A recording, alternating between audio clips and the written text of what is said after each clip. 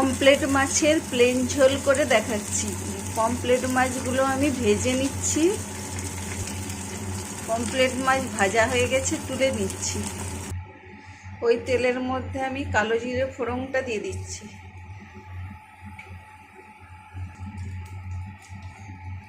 Tomato, কাঁচা লঙ্কা, নুন, হলুদ সব দিয়ে দিলাম। আলু, প্লেন ঝোল।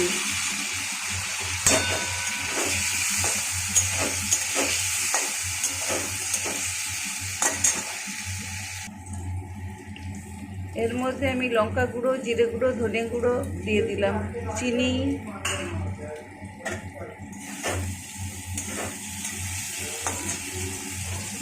কষানো হয়ে গেছে, জল দিয়ে দিলাম।